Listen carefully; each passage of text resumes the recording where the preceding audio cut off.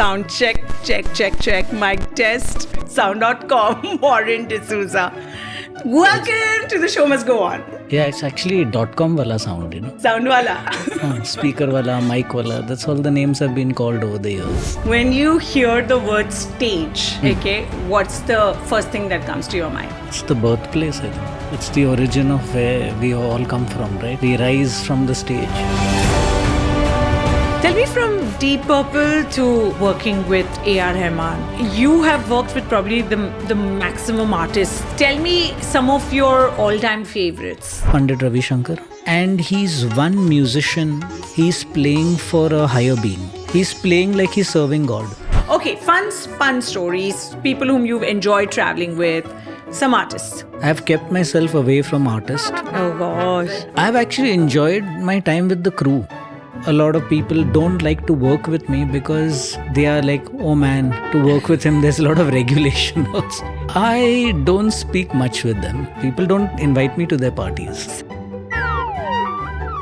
Sound check with artists, how much of it is actually live and how much is already programmed? There is this thing about singing, when to sing to a track. Okay. No matter how big you are, everybody is not Shankar Mahadevan. Yeah. You had quite a colorful life back in your younger days, right? Or does that continue? 9 days of sunburn in my 90s was great, man. I think wasn't sunburn one of the first full-fledged ticketed experiences that we've had in India? I was talking about Dandiya, yeah, 9 days of sunburn. Oh God! What are you made of? What goes into Warren's mind, yeah? Seriously. No, it's not an intellectual podcast, for sure.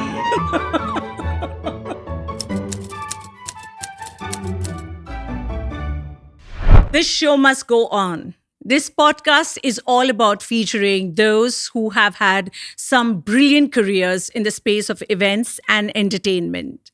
My guest in today's episode is someone who has technically had a fantastic career, but he's so grounded, it's unbelievable.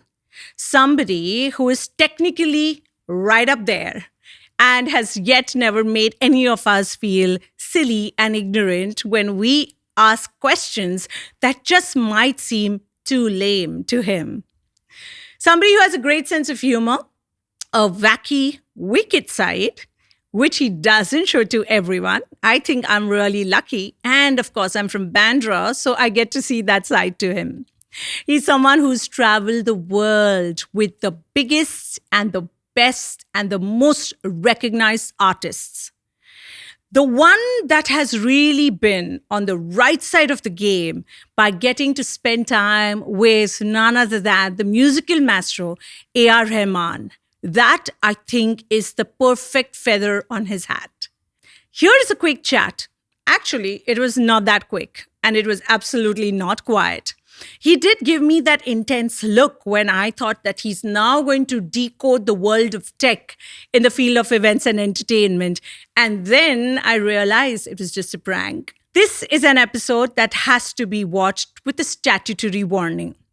No tech lessons, but interesting tech stories, which will actually help us decode how did the event industry actually get formalized, and how did the first phase of event and event management companies really start working? What was that journey like, and what is it like today? All of this and much more. Stories of the time when you were not even born. Coming to us from the one and only tech guru, Warren D'Souza.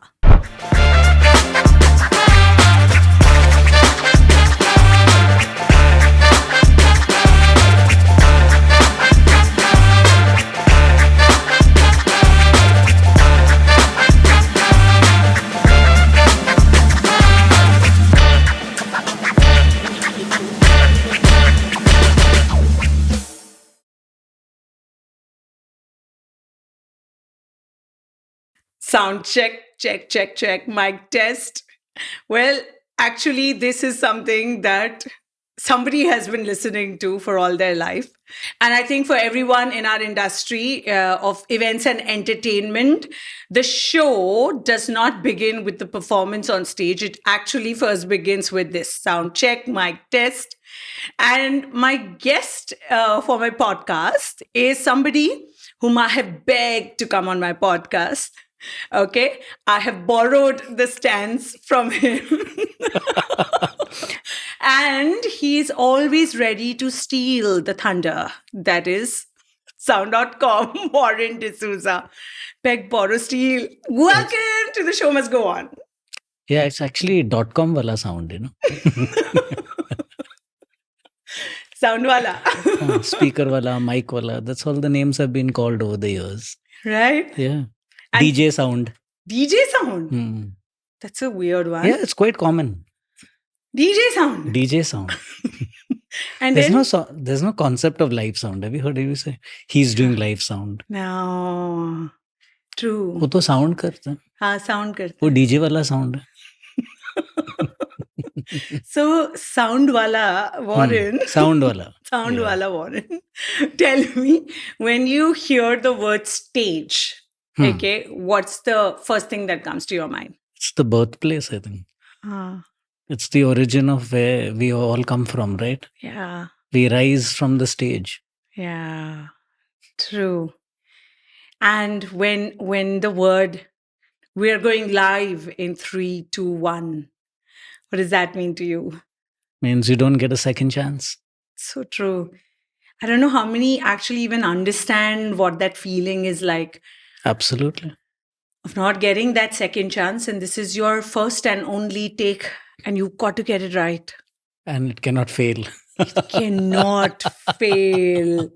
It cannot fail. We can't fail ourselves. We can't fail the people who've hired us.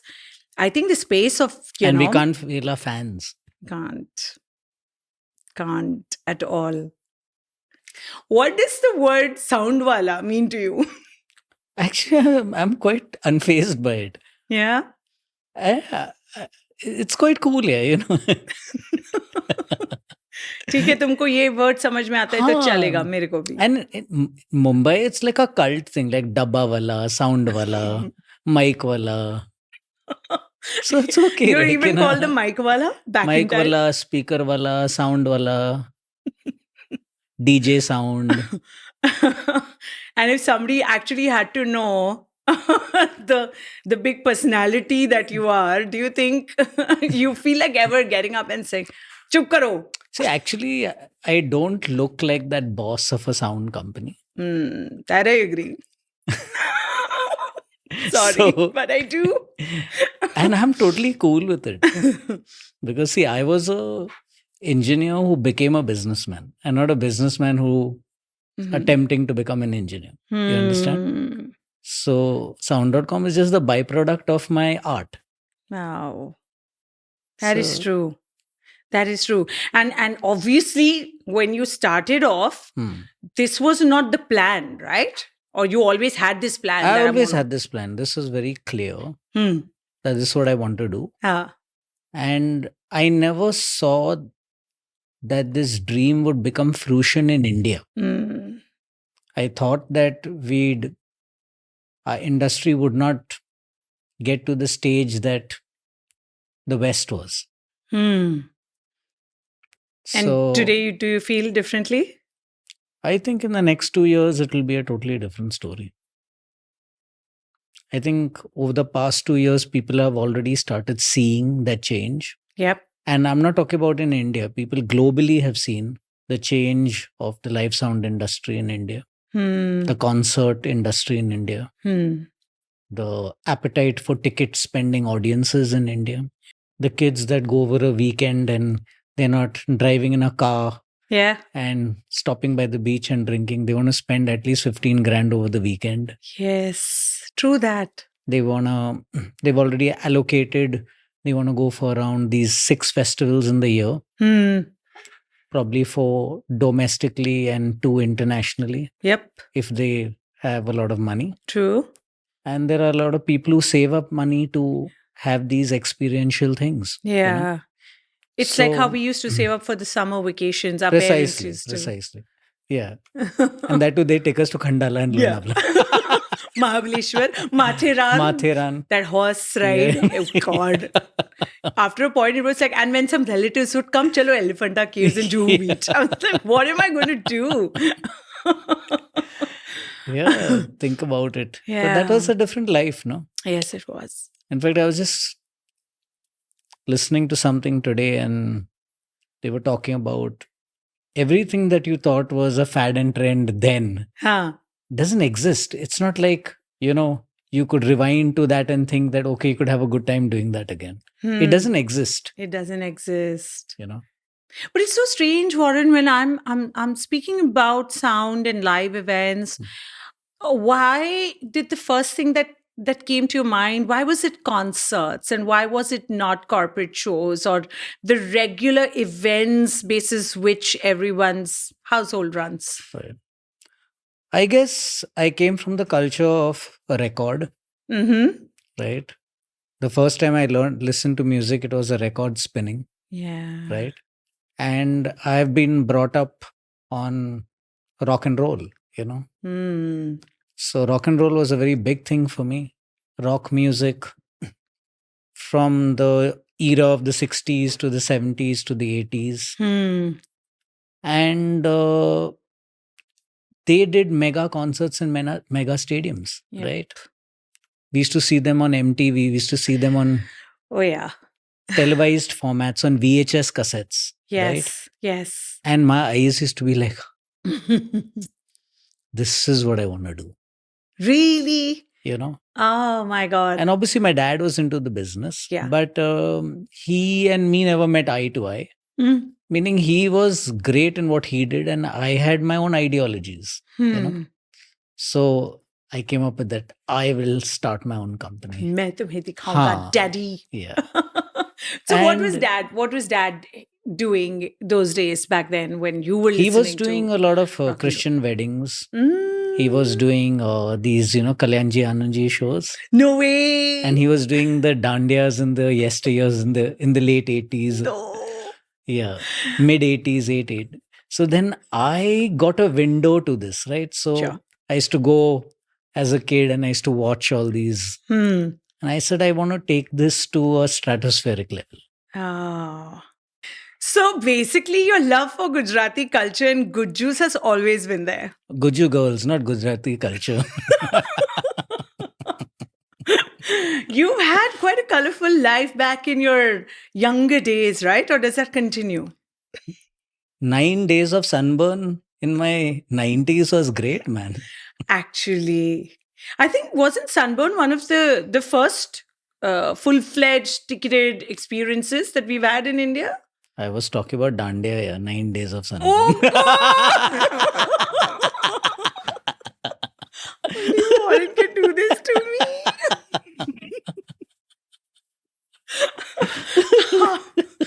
Warren, how? This- How are you made? What are you made of? What goes into Warren's mind? Yeah, seriously. You know, I don't and the know. seriousness and the intensity with which you look and talk, I'm thinking I have now got to make a lot of sense out of what I'm going to say next. No, it's not an intellectual podcast for sure. But have you ever gone for those Navratri Dandiya Of nights with your course. dad? Of course. Yeah. I used to, that's where I actually learned all the stuff, how to mix loud shows with loud monitoring with many people on stage. What is it with Indians' obsession for loud music, the decibels? I go deaf at the weddings that we do, but the client is just on a roll. I think it's Badao, sound badao. It's like your favorite line. I think it's this concept of shore that we like. Yeah. We like the cacophony, we like the paranoia. Yeah. Then it's like kuch ho raha hai. True. Now you can't have an Indian function where there's some classy music. And even if it happens like that, right, it'll be that, this very downtown underlay stuff, and then it gets into hip music. gets into Bollywood, Oh, and finally into Punjabi, yes. right? That's a pattern. It's a standard pattern. True. So we fundamentally like noise. Because it comes from our festivals. It Yeah. comes from our functions, see our True. barats, Yeah, right? It's about doles, about noise. It's about totally. so it aligns with us. And we just can't let go of it. So even if you have a Gatsby theme at 7 p.m., it somehow ends up into Bolo Tararara. It will be pack up at 9 p.m. Yeah. The Gatsby still, okay, zip It will off. be pack up. Yeah. And no matter what kind of a dress code we give to the guests, eventually, I think post a couple of drinks, Indians are the same on the dance floor. They react the same way to certain songs. Because like how initially we used to listen to music, that was not the way we'd consume it. Okay. We used to see music. Okay. Because all our music was through films. Right? Interesting. So whenever you go for any of the sangeets or functions, right? Huh. All the ladies are gyrating to the steps exactly like it was in the films. Yeah. Right? And how come there's no choreographer, but everybody knows the Chaya Chaya step? Yeah. True. Right? True. So finally, I went to one of my friends' 50th. And I was actually on the floor doing that. No way. Yeah. And Warren? And because I realized that if I don't instigate these people, right, they are not going to do it. It just took one crazy Bollywoodified spark in me for everybody to follow. Done. But you know that it brings us all together. Yeah. You understand? For sure. So for sure, whether you're in Houston, whether you're in London, whether you are New York or Los Angeles, this one common denominator is Bollywood. There's nothing else. Yeah. Right? True. And have you ever cracked up these wise ones on any of the artists that you have worked with? I don't speak much with them. Okay. And I keep the interaction very low. Reason? The reason why is because I don't want to have over familiarity. And then if I am not there for them, I've tried to keep myself away from being the product. Interesting. So tomorrow, if I have to not be at that production, I won't be missed. Oh my God. You know. But for a personality like you, Warren, that would have meant being extra conscious about it to not cross that line and become over pally, because that's just you as a person. You are a friendly person. You got stories. You're talkative. I like that you said that I'm talkative, you know? Yeah. Like I think when we're talking, we're just on. Yeah, because I would call it verbal diarrhea. You suffer from that, not me. Yeah. That's only when I talk tech. I can speak the whole day about tech. You can, right? Yeah, I can speak about technology the whole day. Oh, gosh. Doesn't that make you boring then? Yeah, I'm a social fopper. People don't invite me to their parties. But you're a favorite at mine. I know of our common friends who have learned driving only to be around you, Warren. Yeah. Obviously, I'm kidding. When I go to parties, I don't speak about any. Yeah, thank God. My fetish for audio equipment. Your fetish. Yeah, it's literally a fetish, because there was this one time we were at some social setting and people asked my partner, what does Warren like? Mm-hmm. So she says that he likes sound systems. He likes buying sound systems, using computers to control sound systems, reading about sound systems. Basically gadgetry. And everybody laughed. And I said, baby, focus. My God, you must have actually let down on a lot of girls back then, right? Who were hoping to have a romantic date with you when you were at a restaurant, say, and you were busy either admiring or criticizing the sound or the artist. I was salivating at those black things called loudspeakers and not looking at their beauty. Yes, true.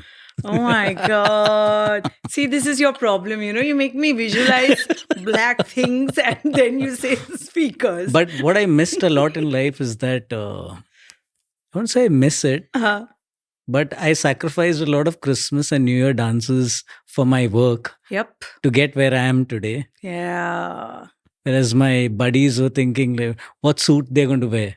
Actually. Who was your first artist crush? Artist crush, Mhm. Madonna. Hang on. Meaning, she was at the absolute right time. Yeah. She was a diva. She looked gorgeous. She did. made great music. Hmm. And she was a time I crossed puberty. Oh, God. Everything fell into Fell in place. place. Yeah. Right Yeah. time, right place. Mm-hmm.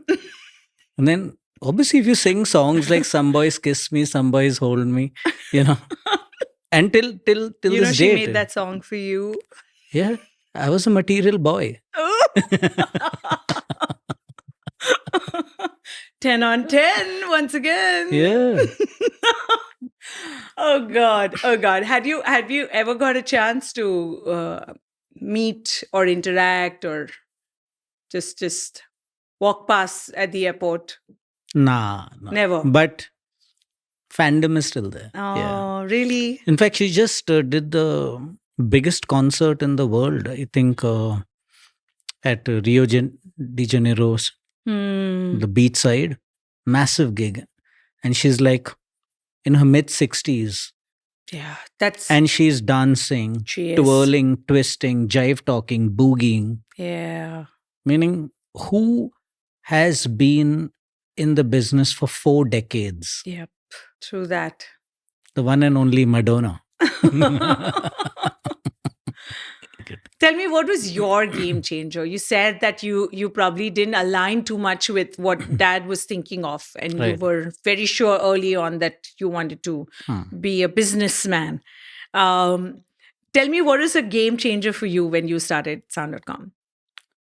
So, 92, I passed out from college. And I clearly remember when I wrote my last exam, I literally ran out of handing over my paper, engineering, and went down to the college campus, kicked my bike, and never turned back. Because I rushed to go and do a gig. Like it was my calling. I knew that this is what I'm going to do. And then, obviously, because of the differences my dad and me had, I ended up going to do other things. So I was quite experimental in the early years. And I worked as an assistant recording engineer in a recording studio. It's called Digital Domain. And it was a melting pot of all these top class musicians, music directors who would come there and record their stuff, from jingles to albums. Okay. So you'd have the Louis Banks, Ranjit Barots of the world, Yep. Siva Manis, Zakir Bhai, who would actually record 6 foot away from me. Okay. And that really changed my perspective of the real world. I had suddenly come out of my parish doing local gigs to suddenly meeting very influential people and people who were already on the global space like Zakir Bhai. And to watch him perform, like he just metamorphosizes how you think about your art. And everything was about excellence. So that was really good. But that kind of died out early because I realized I didn't want to be in an enclosed space for too long. Right. And my heart was still live, but live was not evolved. Yeah. Studio was evolved. Hmm. And then I was in this battle Yeah. with myself. Well, what am I going to do next? Right. So obviously you're young. And I said, no, I can't carry on anymore. I can't be in a recording studio for so long in an enclosed space. Yeah. Because my window to audio was the live space. So the moment I got out, I realized, oh God, now I don't have other job options. So I took up a job at CBS Sony, Hmm. and I was an assistant plant engineer in their tape manufacturing plant. We used to manufacture cassettes, What? literally. How random. Yeah, so obviously I was an audio engineer, electronics engineer. So I got the job because of my engineering background. But there I learned a lot about structure, factories, Hmm. people, HR, how things work, Hmm. Then QC, quality control was very important. So if there was like a hit song, like in those days, the hit song was Rudali. Oh, yeah. So you heard quality control play it for 8 hours every day for 4 weeks. Okay. So that wo Gana na dil hum hum kare, like, it used to resonate in my ears when I used to go home. Go home to sleep. Yeah. I can just imagine. So then I was getting this So level what of is it? I'm not getting it. Like y'all in quality check, you would need to hear the tapes you need to hear the tapes. if it's playing Yeah, right. so out of 30 tapes, you check one. So that Killer was a whole part of quality. So right from like recording it at 60 times the speed to loading into the cassette Yeah. to printing to packing to finally it going out in a delivery truck was the entire process. And how long did you survive with the Rudali moment? 4 months. I somehow knew it was not too Yeah. long. Then- From one close environment of a studio, you landed yourself in another. How bright were you? What was your Yeah. dad's reaction while all of this was on? Kar le beta. You'll have to come back to I think Navratri. I think that at that time I was processing more than he was.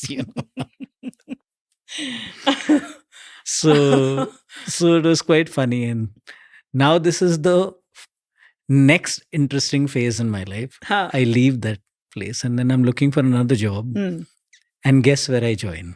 I can't guess. I land into the heartland of Bollywood back again. Sunny Super Sound Studios, No. owned by His Greatness Dharmendra ji. Mhm. And they used to only record hardcore Bollywood music. Oh gosh. And you had everybody, every big music director of the yesteryears, from course. Jatin Lalit to everybody used to record out there. There I saw the culture of, unions, recording artists, singers, hierarchy, The boom politics. operators, the politics. The union was actually at the ground floor of the building. The union Oh. office was there. And they had a separate recording room at the bottom. And then there, the politics was so bad that I got done in probably 3 months. So I quickly, within like 1.5 years, I had this. Your resume was just My like, yeah. एक और page add होने वाला है. Finally, I got to a place where I started getting work from even other vendors. And they had recognized me as somebody who's one of those crazy guys about audio. He loves audio and he does his own thing. And then in 1995, Roger had called me to do the monitors for Deep Purple. And he had told Viraf and Andre that if there's any guy who can do it, it's this guy. Because he was too busy with the front of house sound. And he Right. said that this guy will manage.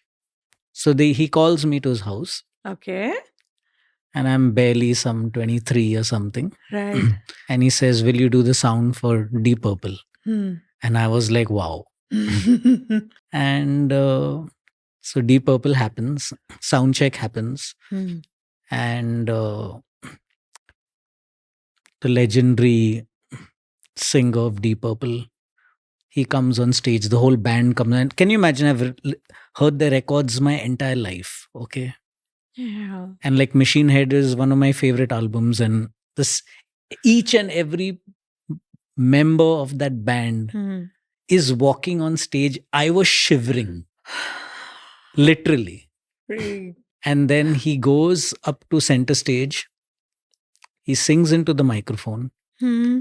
and then he pans left and he starts looking at me and walking towards me. And I am literally, this towering person. Yeah. And he bends over the monitor console Okay. and he tells me the sound is good. And I said, I am not turning back now. This is my place. My heart just skipped a beat right now when you said that he bent over the monitor console. I thought he was wanting to. That's it. That one sentence was such a big reassurance. That you're thinking right. But then obviously it was a challenge, right? Because I had to be in this. I couldn't work for anybody because I was my father's son, Right. right? And everybody was afraid that I would Of course. take over my dad's business. So why to teach him? Why to teach him? Right. Absolutely. Which is fair. So, and now I can't go back to doing what I'm doing with my dad, Yeah. right? Because then I'd be going down that rabbit hole again. Hmm.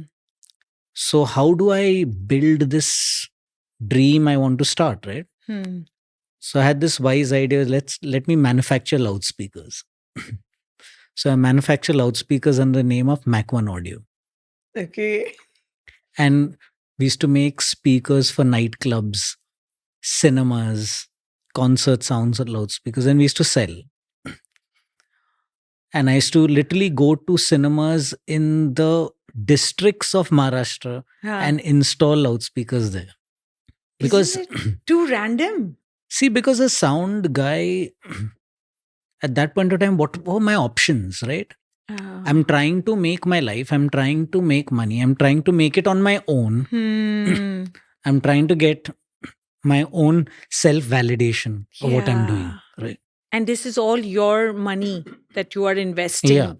Yeah. Obviously. Obviously. There was. Obviously.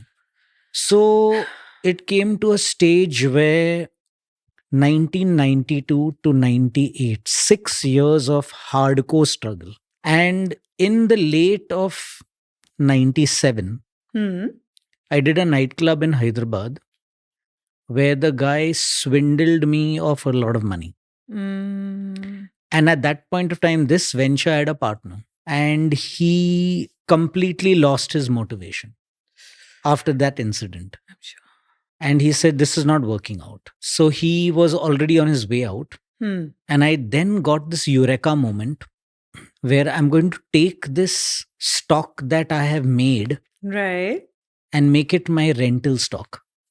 And Hmm. that was the birth of Sound.com. Oh, God. So Sound.com started with speakers made and manufactured by me. And I did my first show for 2,000 rupees at Willingdon Gymkhana. Again, a Makapav place. Hardcore. And I remember at that phase, my a friend of mine and we both were going to, like, I had a gypsy, so I reversed the gypsy at Willingdon Gymkhana, took the speakers out, and we were happily walking to the elevator where one uncle stopped us, like, stop. You cannot take the speakers on the elevator. You have to go up. Climb. So 4 floors, no elevator. So we did the driving, the hamali, the wiring, and with these 2 small CD. And then you would also then change and dress up and look like the boss? No. You In were that, in a small kopchi, we would play the music. And I'll tell you the differentiator here. The differentiator here was the friend of mine who came and helped me. Yeah. Right? Our friend circuit of guys and girls were there at that same event. And they were obviously dancing. And now I'm on the other side. Right. Doing service, playing Ouch. music, right? So when it gets over at 10 o'clock, you have to shut down. interesting thing was there was a big parity when we were carrying the loudspeaker. Hmm.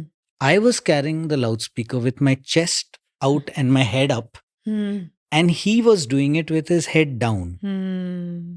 So I think I already had no qualms about doing this or Yeah. any dignity of, because obviously in those days my friends were shippies. They had already bought flats. I'm sure.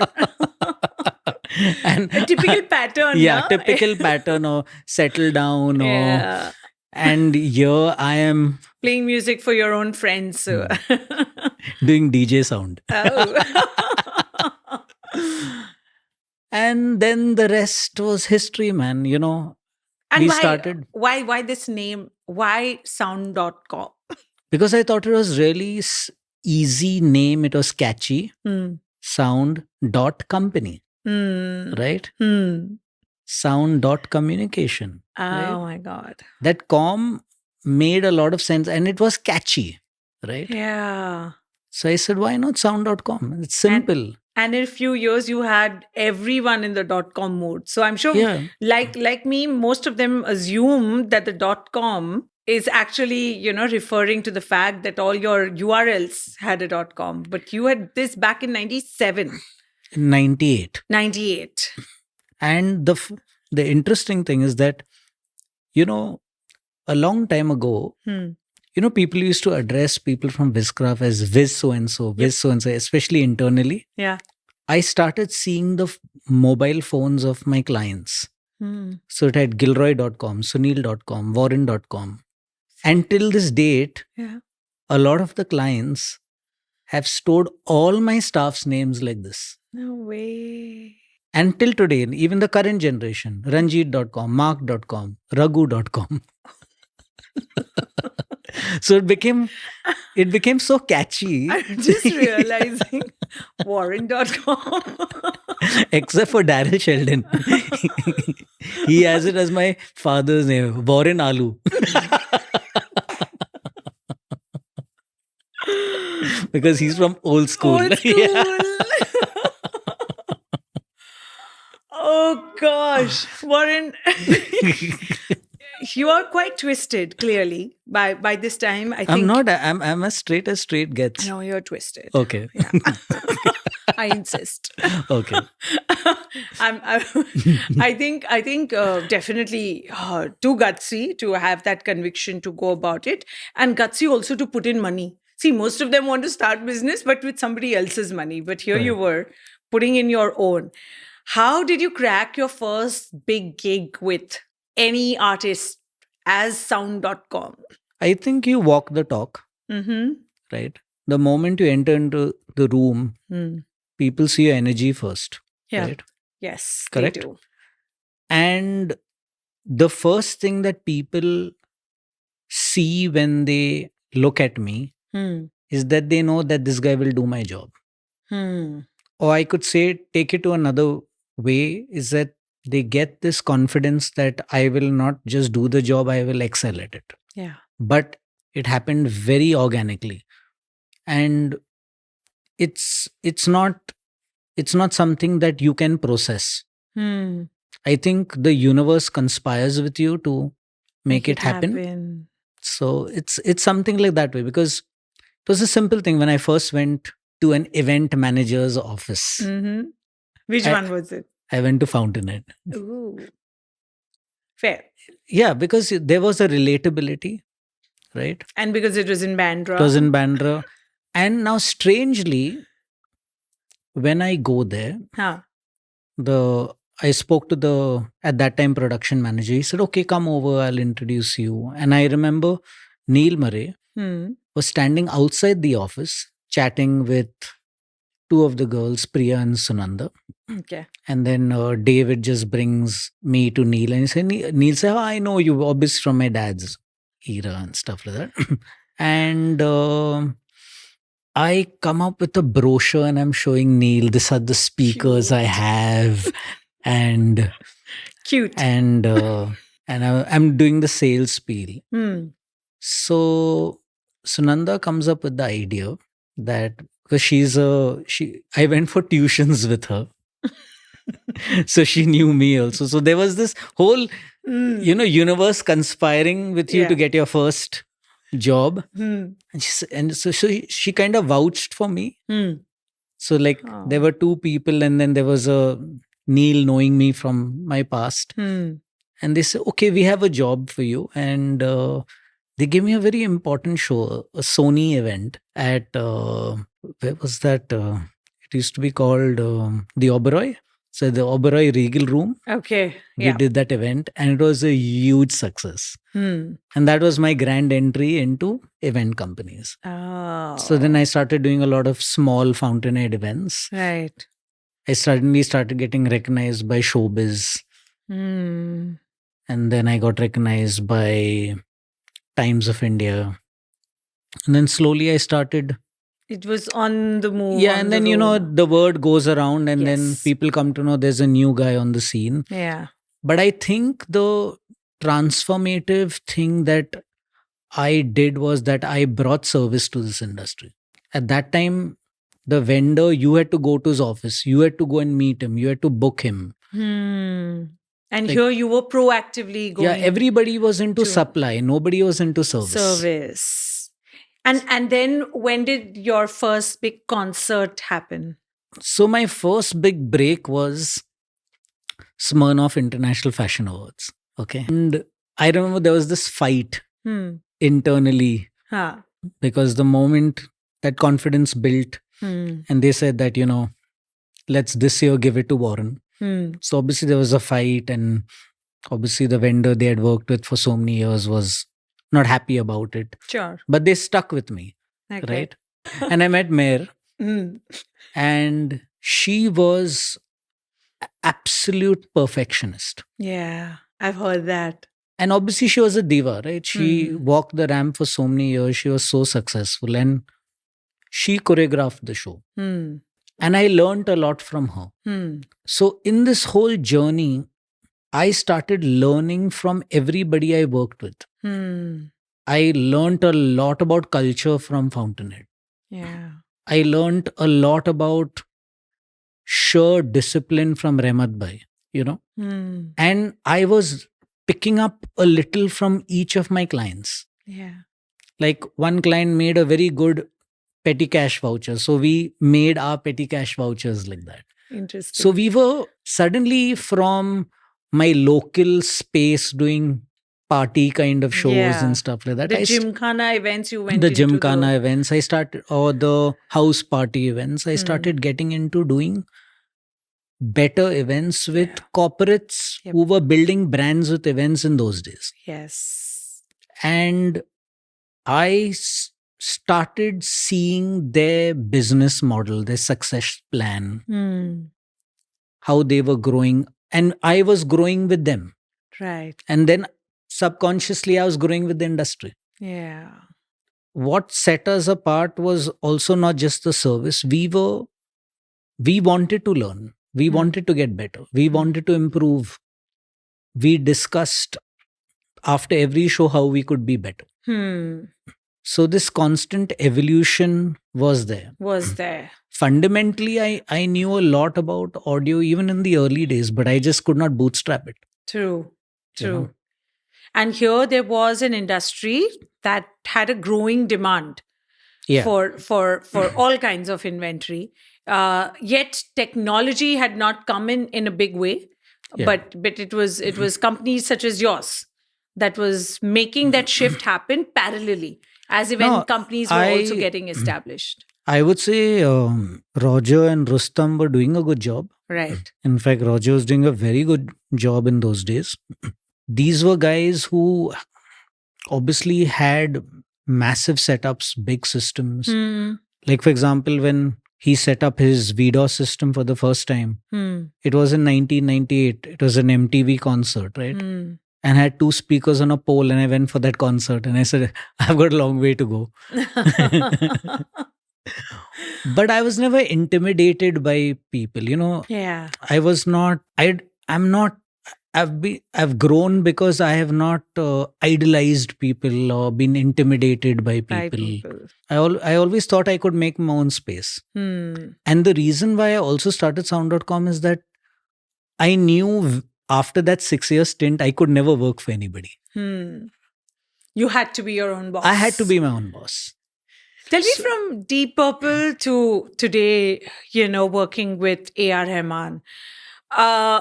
I think you have worked with probably the maximum artists, one can imagine in India. Right. Tell me some of your all-time favorites, whether it's Indian or international artists. I think my all time favorite is Pandit Ravi Shankar because I've personally worked with him. I've personally got to know him and his family. And he's one musician that I have seen that he's playing for a higher being. And you are the recipients of that. When you say he's playing for a higher being, does that mean he's actually performing for himself? Is that where He's playing like he's serving God. There's like a connect with. and you felt that And vibes. you are amongst these other people who've attended the concert. Right. And you're just watching something just unbelievable happening. So how many years did you work For with 3 him? years, I worked with him. And you traveled? I all traveled across? with him. I did his Australia, New Zealand tour. Wow. I did his India tours. And he was too, at that point of time, he was between the age of 88 to 90. So when we did his 90th, when he was 90, when we did his concert at Sydney Opera House, it was 2 nights. The tickets sold 4 months before the show because everybody knew Ravi ji is not going to come again. Yeah. And that man had the most ultimate respect I have seen any musician in this country as. Till date. And it's an absolute honor to have served him. And like there, I learned so much about Hindustani classical music, culture. Yeah. Like, I saw this film, The King and I, many years ago. Okay. And you can't be at a height higher than the king. Right? So even if he's sitting down, you got to sit lower. So I followed that principle with Ravi ji. I would not stand when he's sitting with his sitar and look down at him. Oh my gosh. Warren, that's Like that is true respect that you would have had for I him. actually have a photograph of it. So I would go on my knees and I would crawl towards him to adjust his mic positions. Oh my God. Okay. I would not allow anybody to come on the riser with his footwear. Talking about Ravi ji, where is Indian classical music? Where does it stand today in the live space? I think it's doing extremely well in the global space. And why not so much in India? Because it's not valued. Yeah. When you see value, you will pay for it. You'll spend on it. Maybe because it's not loud enough. I don't think that parents have even introduced this genre to their kids at an early age. Yeah. To make them value. There are few and far between. True. I think Bollywood has been so overwhelming and so out there, so visual, so vivacious. Yeah. That even a kid born thinks that this is our culture, this is our background. Yeah. True. Very true. Very true. Now, if you just listen to the stories of Zakir Bhai, everywhere I go on tour, like anywhere in the world, that auditorium has his photo. He has come there before all of us 20 years ago.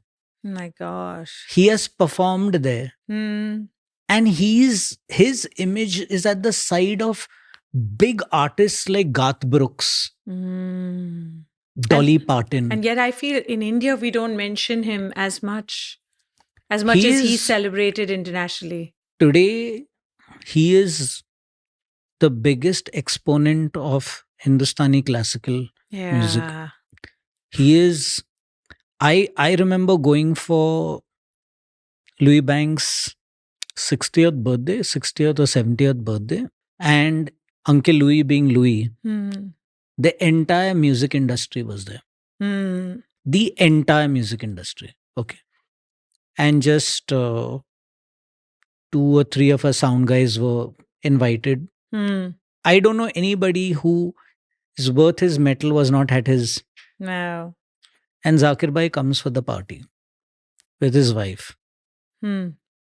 Only 3 people did not touch his feet: the birthday boy, the birthday boy's wife, and his own wife. Everyone at that party went and touched his feet. Oh my God. That's respect. Can you freaking believe that? Meaning such reverence. Yes. And he deserves it. It's not like Absolutely. people are doing it because he's a man Yeah. who has power, he's a politician, or he's Yeah. you know. It's You feel like doing it. You want to do it. It's not like karo ke, you know. It's not that. No. Not the Delhi style. It's just Tell me- unbelievable. Tell me, when we talk about somebody like Rahman, who's been performing internationally so actively, Right. I think he's probably more overseas than he is in India.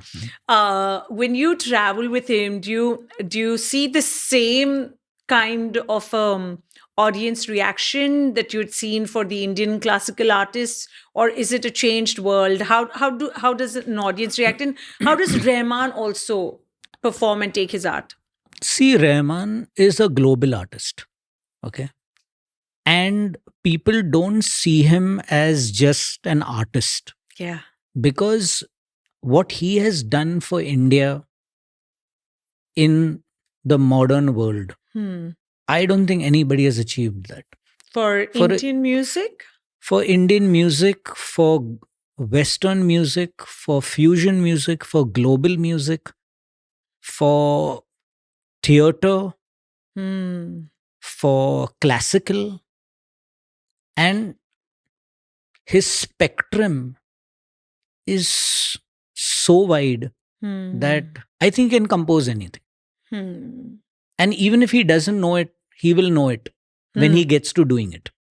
Okay. You know, Is he an inquisitive artist? Is he curious and constantly exploring even when you all are traveling? I think he's very imaginative. Okay. And that imagination transpires into his music. He can take those thoughts and bring it down onto a basic piano chord. Okay. And you've actually seen moments like that. Yeah, because see, he's not that kind of person who will settle for anything. Regular. Like if the piano is not tuned properly, or it's moved and it loses tuning, he'll just take his hands off. After so many years, Warren, do you still feel a sense of pressure and anxiousness when you are, touring with living legends like Rahman, or are you now seasoned enough? You've been there, done that with so many. I'm actually having a great time. Yeah. I've come to a phase in my life that I'm just enjoying the journey. Because if you get your art right, Yeah. then you can break the rules.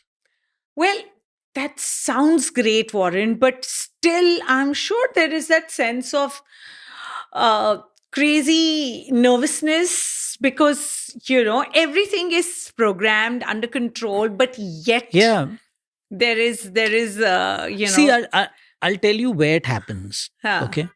I am not, if you think about it, I'm not a sound engineer such. I'm a designer and integrator of turnkey sound systems. Yeah. So for me, it is not just the loudspeakers.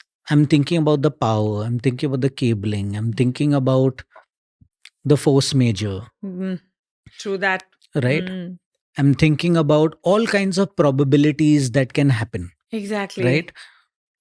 So, Yes. so in a way, everyone's eyes are on you at that moment. So, So, see, everybody's eyes are on you only when there's a screw up, right? Till then, nobody even cares who you are.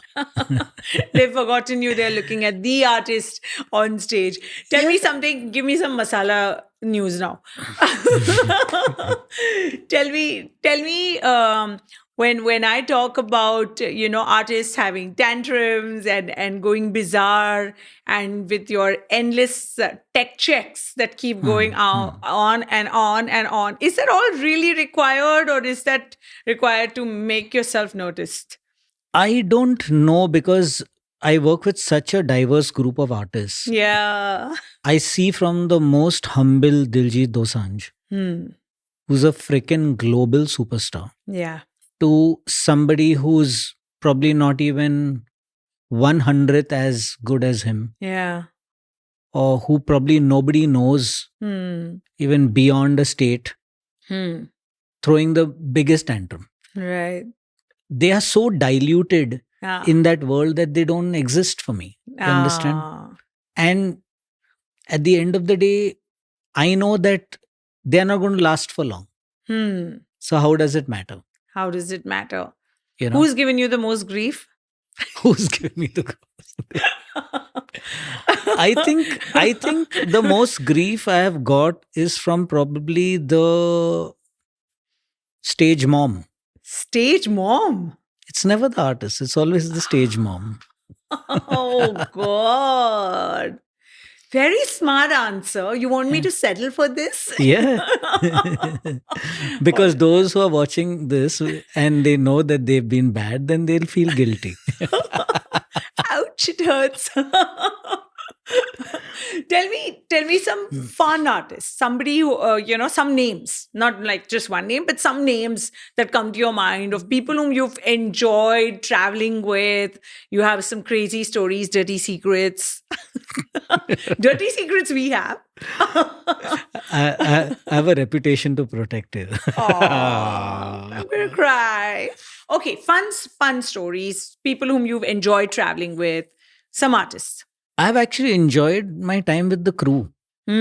I've kept myself away from artists Oh God. because I learned into very early, somewhere around in 2010, Yeah.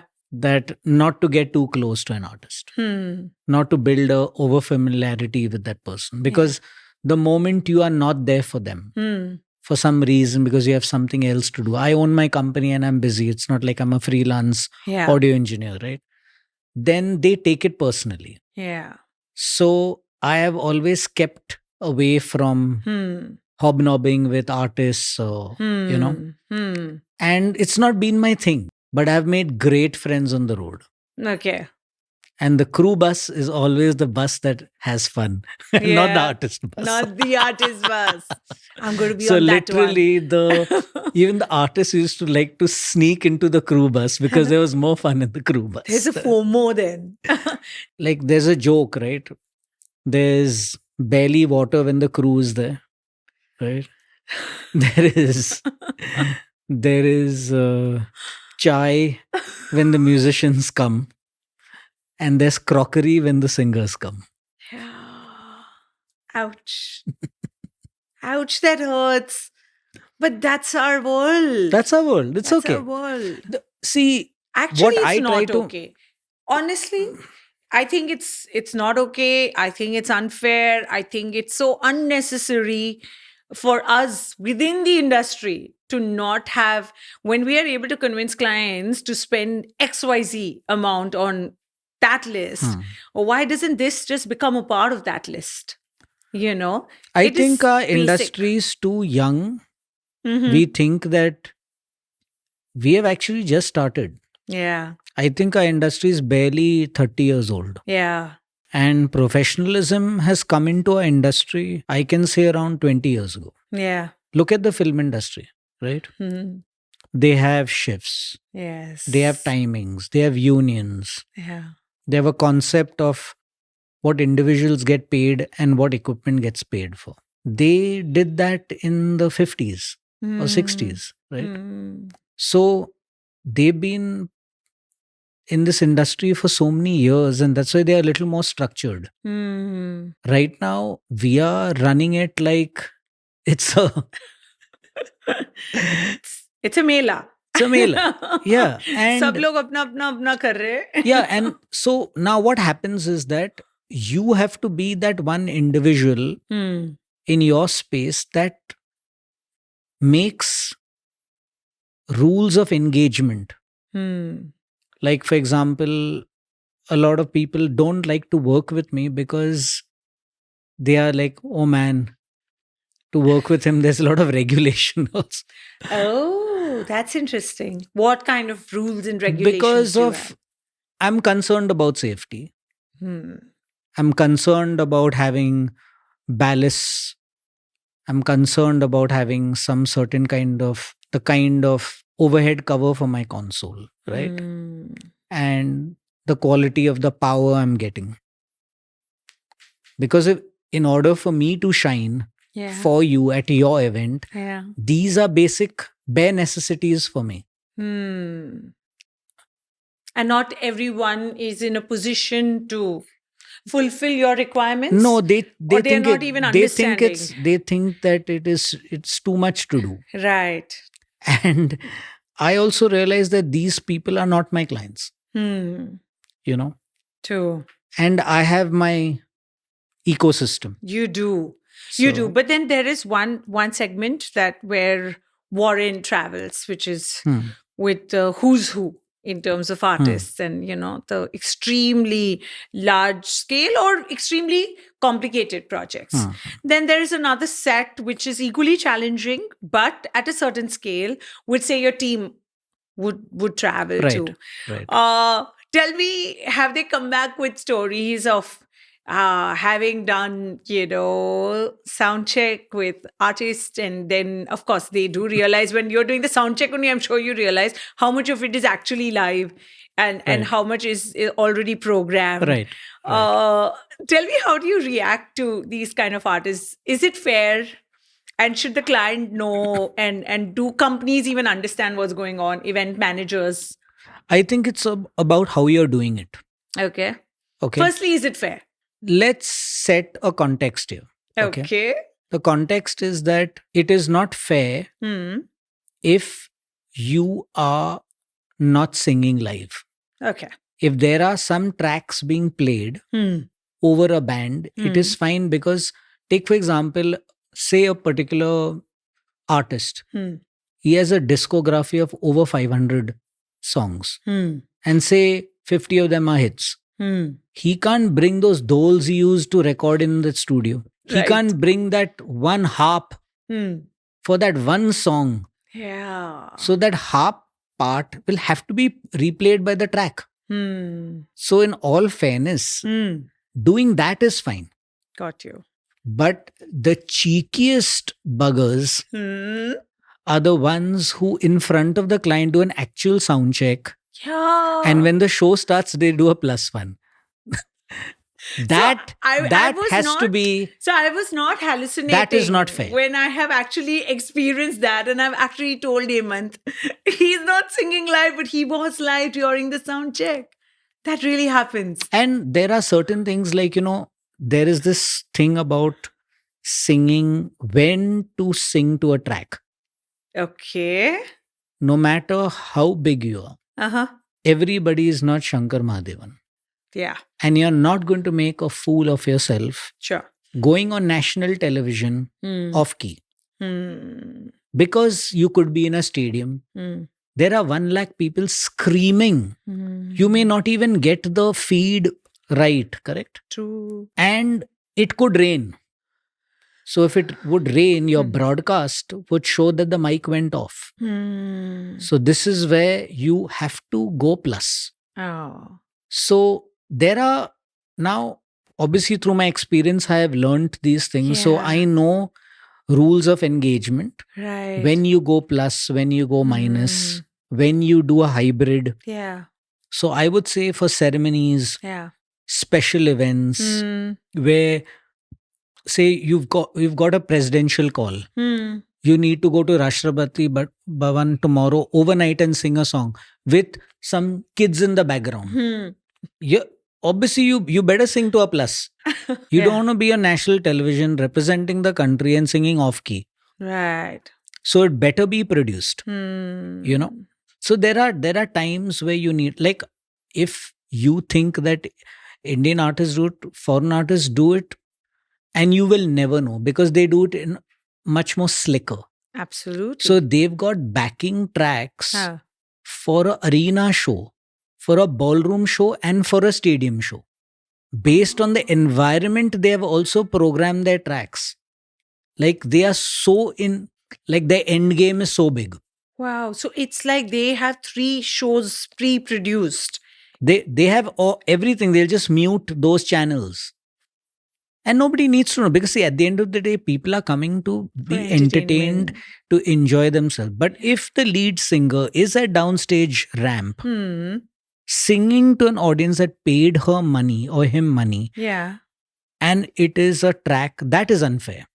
Or you can say it could be fair in a very complex song where there are 6 people, Yeah. and then you can't now start figuring out that you don't sing too loud, you don't sing off key, because see, why is, for example, some of the Coke Studios people have complained about, and some of the international Coke Studios people have said they are much better. But those people are not sessions musicians. They can Hmm. rehearse for 7 days. Our guys come up straight from studio, straight onto set to perform. Yes. It is fair. So all's In- fair, in- all's fair in love and war, all's fair in music and stage. and tell me one thing. I've always been curious because I Mhm. feel that, companies such as yours, you guys have to constantly invest. Right. Talent and skill investment is one, training them is Right. another. Right. But the bigger part is the inventory, Right. procuring it and then managing it, maintenance. I want to understand if something goes outdated Right. and there is a new equipment that comes in and things like that. What happens to the old stuff? Where does it I'll all next go? time invite you for a burial ceremony. Don't worry, we don't incinerate anything. And we don't call that Raddi Wala and sell it at Vajan. कितने में दोगे? इसका कितना? What happens, Warren? It's like they retired gracefully. Oh. You want to end it there? See, but certain stuff does not get out of fashion, right? Like, for example, has a drum kit ever changed over the past 70 years? No. Has the guitar changed? No. So there are certain items that become legacy products. Yeah. And there are certain items, is like, you bought an old Aston Martin and it'll fetch you more value than you Then- actually bought it for. So One there of are certain those. cult pieces of equipment, especially my musical instruments. Yeah. Tell me, as a closing thought, we are in the live space, and I feel we put too much at stake, and I don't think our industry gets that kind of fame and recognition amongst the common people. They come, they enjoy concerts, they spend a lot of money, like you said. I don't think they even remotely understand what hearing your heartbeat in your ears is like. Right. What we at backstage, at console, at during the setup time and post the event, when they are throwing their empty cans and they are gone off to Right. another party, and we and our crews are still dismantling, taking Right, the stuff. right. We're not allowed to. I don't think we're not allowed to, but we don't get the time to celebrate a great show. We move to the next one mechanically. Right. Does it ever bother you? Because it does bother me that, our in that sense, Your our- efforts have not got recognized. yeah, by the common man. I think a film star, the Bollywood angle is understood well. When somebody's shooting, they shoot BTS and they put it out there. I don't think what we experience can ever be put out there because it's so insane from the internal to the physical, stress that we go through, which is fine. But what we go through internally is so difficult to express and explain. Do you think that, it bothers me that none of them even understood what it was like to be in that moment? See, that time is not far away. Okay. And it has already started.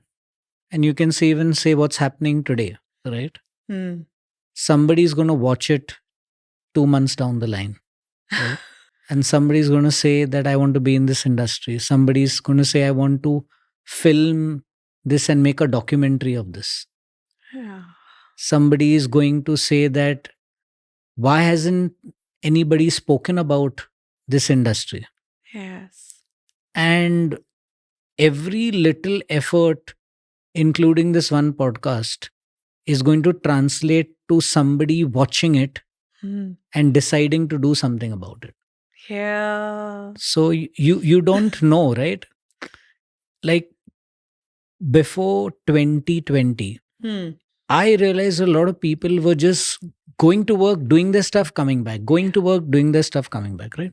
Suddenly, with the Spotify culture, the podcasting culture, people's awareness about things has just radicalized, right? Hmm. Mainstream media is not mainstream media anymore. Hmm. Everybody wants to hear what Faye D'Souza is saying, Hmm. not what Arnab Goswami is saying, Yeah. right? Everybody mistrusts anything mainstream Hmm. and they are gagging for this content. Yeah. So there's going to come a time where, like, for example, in the Instagrammable world, Hmm. right? You will notice that even Lakers, which is the biggest basketball club, Hmm. right, doesn't have as many fans as LeBron James has. Hmm. Because individuals are changing the world now, not corporations. Yeah. And everything that you learned, you have to unlearn now. Hmm. This is the evolution Yeah. of change. Of change. And that's happening with technology also. Totally. And one has to embrace and move along or probably faster than one can imagine. I to don't stay I don't relevant. think faster. I think it's very important what you're consuming. Okay. Because if you're not consuming good content, Hmm. I'm talking holistic content, Sure. from what you're watching to what you're listening to Hmm. what you're dancing to whom you are even hearing, or who's telling your story, Hmm. what narratives, what books, Hmm. is all a part of your development for your art. So you can be a sculptor or sound engineer or anything, right? Whatever you are doing, Hmm. if you're consuming good content Hmm. in any format, it will translate into your art. Yeah. So that's for me very important. Like today, every minute of my time Hmm. is to just keep away from watching anything or consuming anything that's irrelevant to me. Yeah. So that's why I can get into this audio geekery space and then I can know what's happening in Lebanon. Hmm. Like I love geopolitics, Hmm.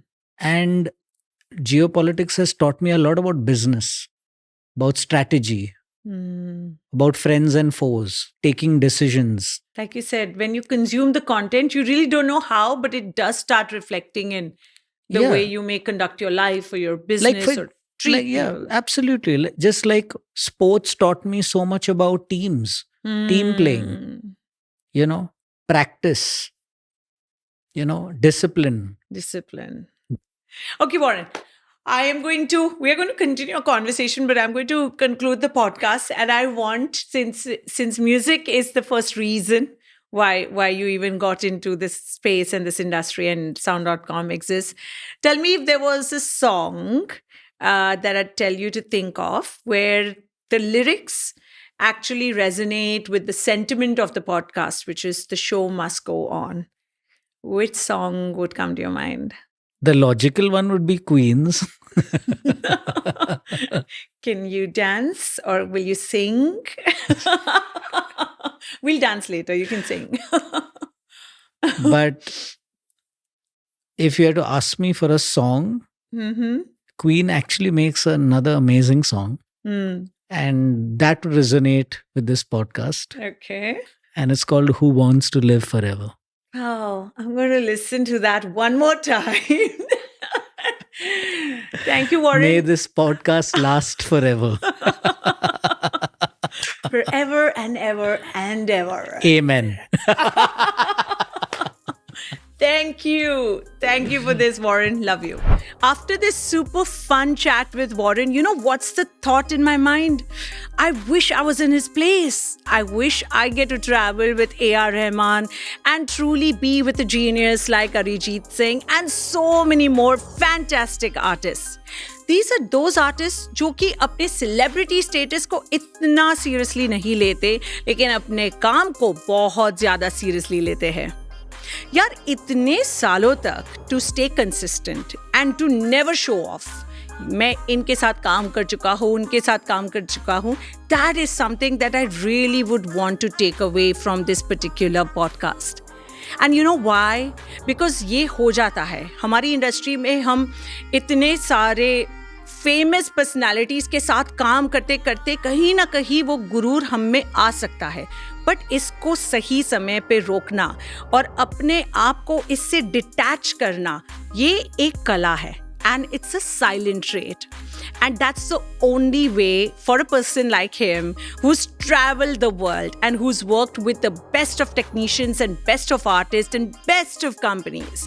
The show is on only because he's able to detach and belong to his space when he's back home. That was Warren for you, Sound.com.